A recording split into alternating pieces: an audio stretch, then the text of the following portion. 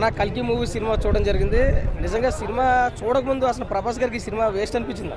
Cinema చూడకముందు cinema థియేటర్లోకి వెళ్ళిన తర్వాత ఫస్ట్ హాఫ్ చూసిన తర్వాత ఇదే సినిమా అనిపించింది. కానీ సెకండ్ హాఫ్ చూస్తే ఇది సినిమా అనిపించింది అన్న. నిజంగా చాలా బాగా ఎంజాయ్ చేసాం. ఒక ఫస్ట్ హాఫ్ పక్కన పెడితే సెకండ్ హాఫ్లో లాస్ట్ 45 నిమిషాలు పూనకలు తెప్పించాడు. నిజంగా ప్రభాస్ గారి క్యారెక్టర్, ఆ బుజ్జి క్యారెక్టర్ అయితే చాలా బాగుంది.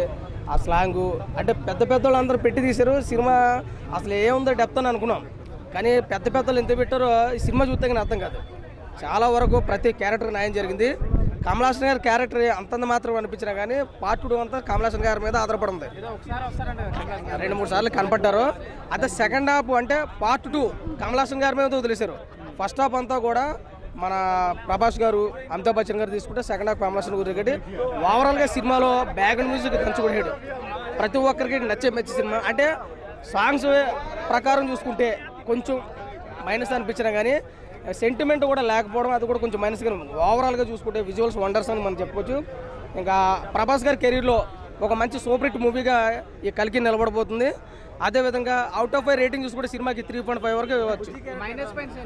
మైనస్ పాయింట్ మనకి సాంగ్స్ మైనస్ పాయింట్ అనుకోవచ్చు. రెండోది సెంటిమెంట్, ఇది కూడా మైనస్. అంటే ఫస్ట్ హాఫ్ కొంచెం లాగ్ అనిపించినా కానీ సెకండ్ హాఫ్ ఇంకా చెప్పవసరం లేదు.